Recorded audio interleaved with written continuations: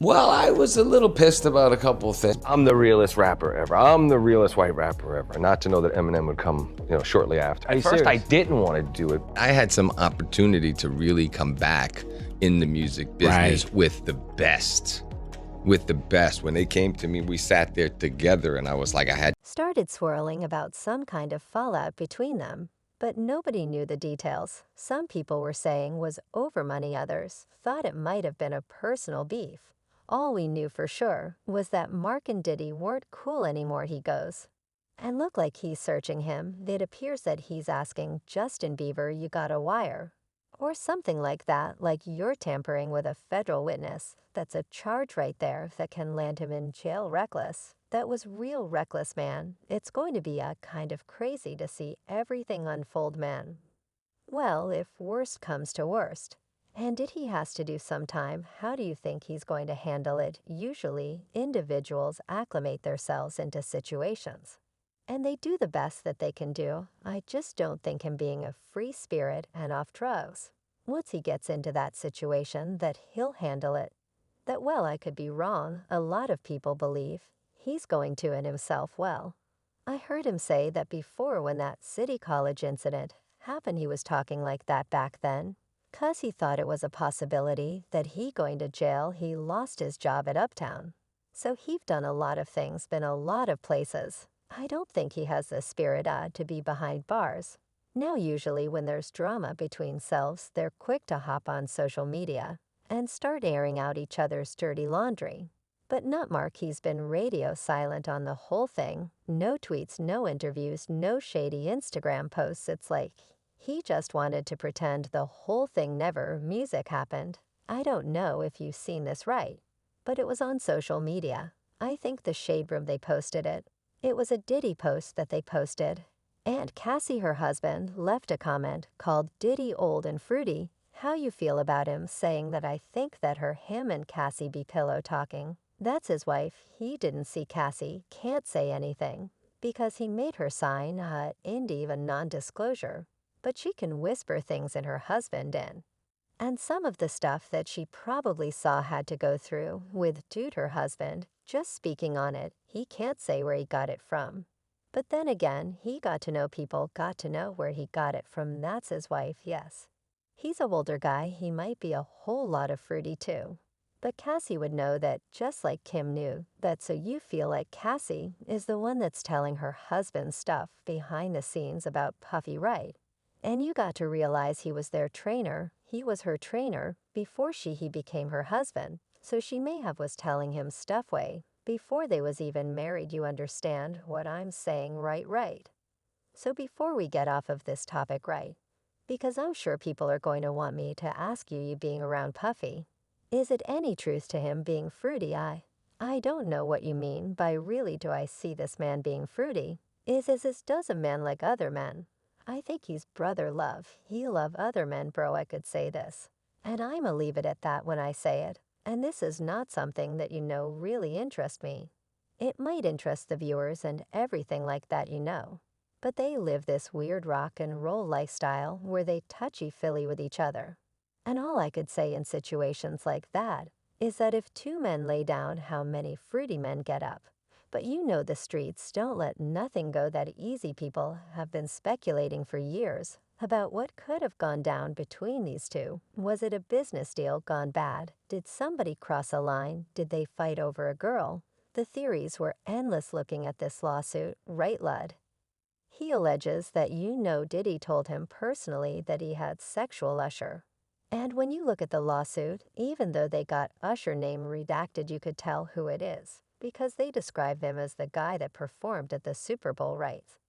So we all know who that is. But how you feel about that man, well, I mentioned that earlier that he said about Stevie J, the Usher part, that's a touchy situation, man. You know what I'm saying, because I had a certain feeling. And I felt a certain way when Usher got on Shay. And I don't mean to mention other people platforms, but he got on Sha. And he mentioned how great and how good Puff taught him. And everything, what I'm saying about the business, right? I know. And people know that was around that in that time that Puff and Usher did have a situation. And that situation lead Usher to the hospital. Now I let Usher explain that to y'all. I let Usher tell that story. But how dare you say a man that groomed you going on to give him a past bro you know? I know, let me refrain you on something. Remember Usher, we was at the Swiss Hotel Puff. Was had Kim in the room, had one of Keith Sweat's baby mothers. In the inn in the other big room, outside the master bedroom. He came outside in his road. He came outside in this road. She gave him a fellatio right there. His back was turned to. Well, I was a little pissed about a couple things. I'm the realest rapper ever. I'm the realest white rapper ever not to know that Eminem would come, shortly after. At first, I didn't want to do it. I had some opportunity to really come back in the music business. With the best, when they came to me, we sat there together.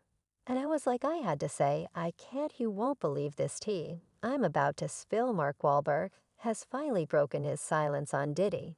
And it's about to get messy up in here. For years there's been rumors swirling about bad blood between these two, but nobody knew exactly what went down. Did they have a falling out? Was there some shady business deal that went sour? The streets have been talking. But now we might finally get some answers lipped about the whole situation, refusing to address it in interviews or on social media. His silence only added fuel to the fire, making everyone wonder what he could be hiding. Was it really that serious? What could have happened between them that was so bad Mark wouldn't even speak on it? Hold on to your wigs, because this revelation is about to be explosive, yeah.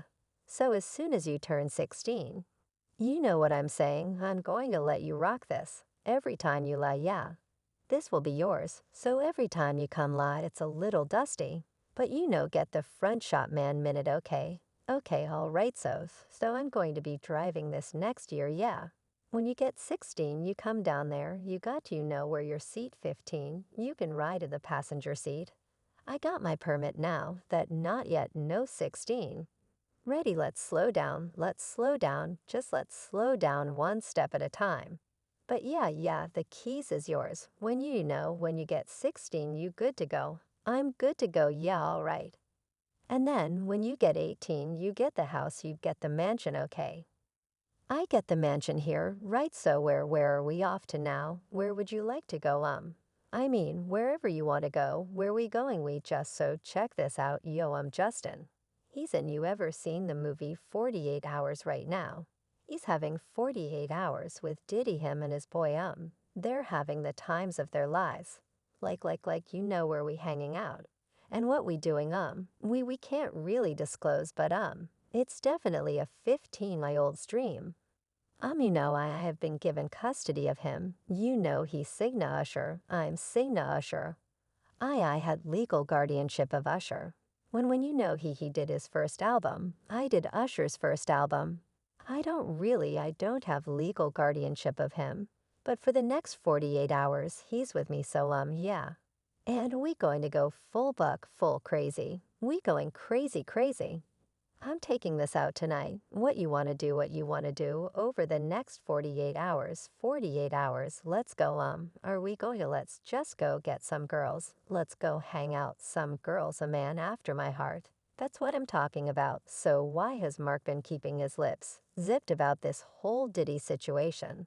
There's a whole timeline of mess that goes way back. See, Mark and Diddy used to be real tight. They were boys, always hanging out at parties and events. They even did some business together, with Mark appearing in a few of Diddy's music videos. And Diddy having a small role in one of Mark's movies now. Do you think he has a mole or an informant in this camp that's cooperating? Oh, no doubt. Listen, bro, just doing law enforcement myself. Just take, for instance, I think that the individual was a Syracuse former basketball player named Jason Bones or Beard, or something like that. He already had drug charges against him the day Diddy house get raided. They catch him getting on the plane, and they put him into custody. Didn't that sound a little weird? People didn't catch that they either put him in custody for a couple of reasons. You understand, one, to make a witness out of him, or to safeguard him and protect him for anything that could happen to him. because they had already stated allegedly that he was some kind of mule for the people over there at Diddy's house. So now with that information that he was already known by the government for drug charges, wouldn't that be an individual that you use IMA give you something different? And IMA give you something else that people don't even think on. The other day, I seen on the video that Puff had ran into Justin Bieber. They met up, and he start tapping him as if he was searching him and see if he had some kind of device on. Did you see that? Yep, check this out. What if the federal government have already talked to Justin Bieber? And did he did that on tape? That means in his mind, he think this person may be a witness, right? Yeah. Yep, what he has just done, that is against the law, nothing that we seen tampering with a federal witness, if they have already talked to Justin Bieber prior to him doing that. But somewhere along the line things went left. Rumors